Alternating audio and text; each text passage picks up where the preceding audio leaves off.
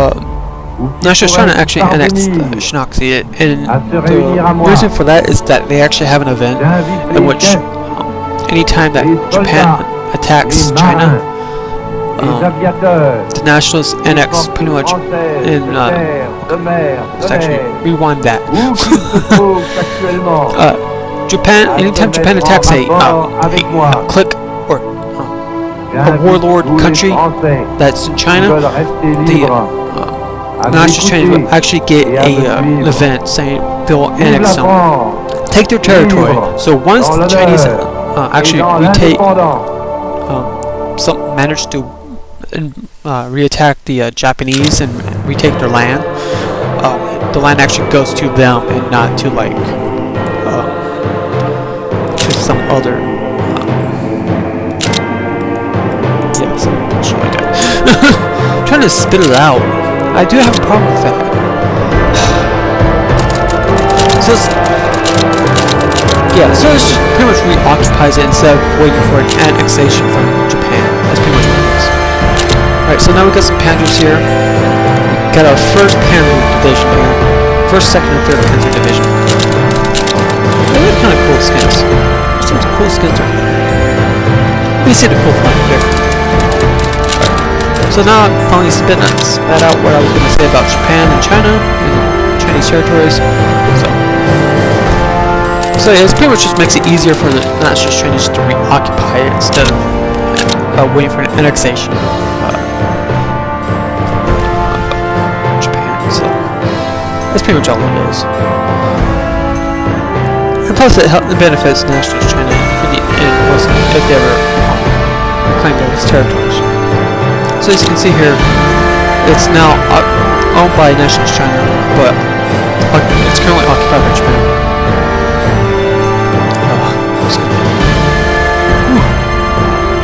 That Taco Bell burrito, it's a supreme burrito. Didn't look supreme. Didn't look very supreme. I can tell you that much. It actually looked like a piece of crap. Just Taco Bell food, really. Yeah. So I lost my Taco Bell fan base there. Let's see. Trades cancel with nationalist China. That's okay. Or nationalist Spain. Wow. I'm losing it, folks. As you can tell. Alright. Communist China. I don't. Yeah. Okay. Never mind. I was actually going to say that. But they had the benefit of level 4 fort here, Xinjiang, and then Gannon. They actually have the level 10 fort, which not really nice to attack, especially when it's heavily defended with 26 divisions. A combined of infantry and militia and garrisons. Garrisons do give a higher defense. That's actually suicide to even attack. Unless you have like, even if you had an army of 48, that would still be suicide to attack. Of 48 divisions, period. Of your highest quality, it's still suicide to attack them. Alright, so you can see China is giving Japan a little bit room for its money. So now we got the railway of Berlin-Baghdad. So the project of the Iron Krim connecting Berlin to Baghdad, while passing by Turkey, was abandoned following the First World War. Turkey wishes to start again. The project, which would bring economic advantages and soldiers to us. So relations with Iraq has increased, which is pointless because they're a puppet. Turkey has increased by 100, and Bulgaria has increased by 30. Or it's useless, and Turkey's just pissed off at us. So let's do that. At least I get some benefit from that. Kind of.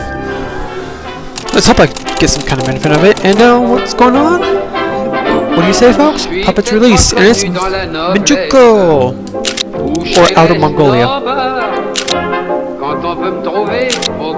Semenkuko, I should say, not Minjuko. Benguko and Manchinko.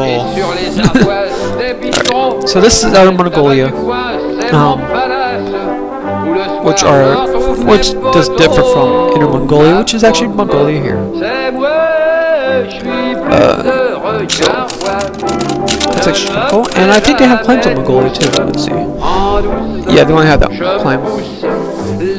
Because I believe in the vanilla version, if I remember correctly, of the 1.3 patch. If it's something to save, so I can show you. They actually have a claim on all of Mongolia.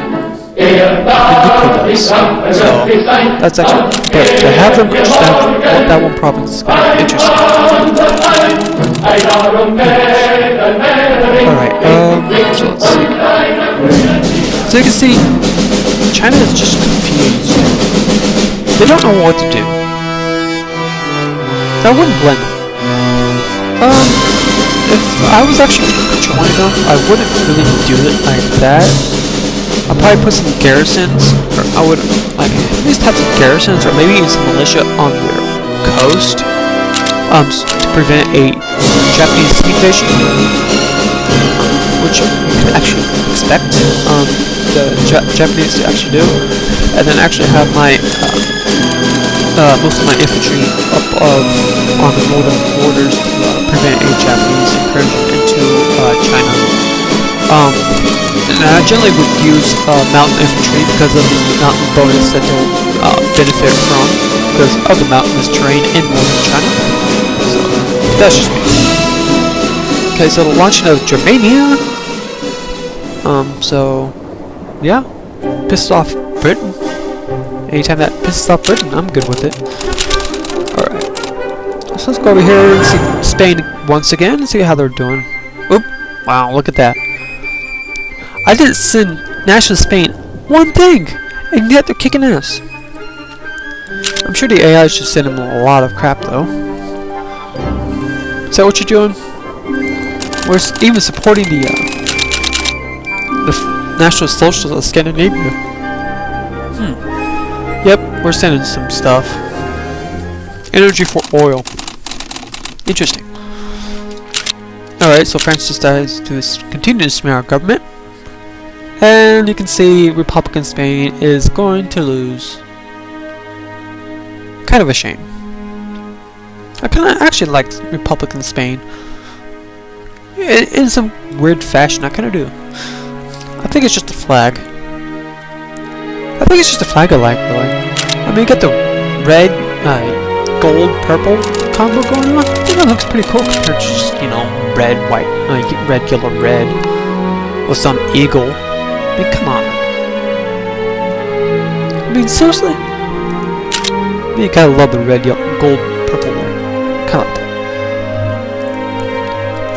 And even the Kingdom of Italy's flag was kind of interesting in that aspect because of the green, white, red with a cross with the this Savoy cross going on there. So I thought that was kind of cool too. And even Poland's kind of unique. I think that's the whole. Is that the Holy Roman Eagle? Oh, I hate when I have to do that. Not sure. Because I know a lot of countries have actually used that, the double-headed eagle, since the Romans, and then the Byzantines would actually carried it on, and then the Holy Roman Empire, and even Austria, most of the Balkan territories, I think, have used it before. I think even Bulgaria uses the lion. I think it was Romania that used it, I'm not sure. Anyway, even Hungary is kind of cool. It's kind of unique. I think that's kind of a cool flag right there. So Hungary is now National Socialist. So we got National Socialist Hungary, National Socialist Austria, and a National Socialist Scandinavia. So that's kind of interesting in that aspect. So we got quite a few National Socialists here.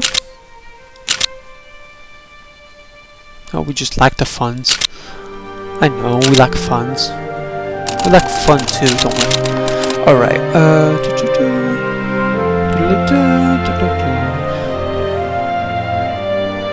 So it's almost September. It is September.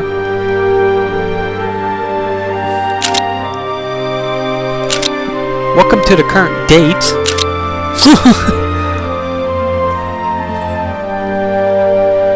I think that's...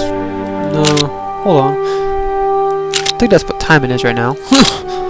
I think. It feels like it anyway. Alright. Not much fun here. There's not really much fun here, is there? I'm trying to keep it interesting somehow. I don't know. I'm just struggling here. Just feel like I'm struggling, folks. Alright, so let's see. Back here, you can see Japan. They look like they really didn't pull their full weight into their industrial capacity as they could have. Remember, this game started in 1933, and you don't see much Japanese troops in there, which is kind of interesting. You would think they would port it on into China, but they held back quite a bit. So Edric Luderov is dead. Operation to the Wehrmacht. Okay. But you can see some of their troops are still here on the mainland. And a considerable amount right here. But you would think they would have been shipping them out, but they haven't. Huh. Wonder why. Maybe they didn't get the right programming in with them. Because usually AI is also triggered by an event, just like you fucking bastards. Fuck off, America. Anyway, the AI is also based off events. So anytime like a fired event, like event 1009, that's the same way it affects the AI. So sorry about that, was stretching. So if the AI meets a certain kind of condition, another event for an AI would fire, and so on and so forth. Same way as the regular events. So it's just interesting that Japan held back. They really held back a lot. So that's going to cost them in the end, I think. Unless they're going to pull off something later on. I don't know what.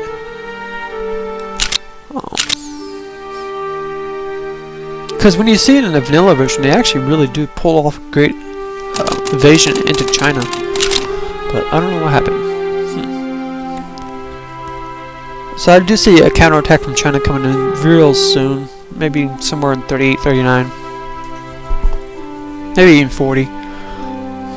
So that's kind of interesting.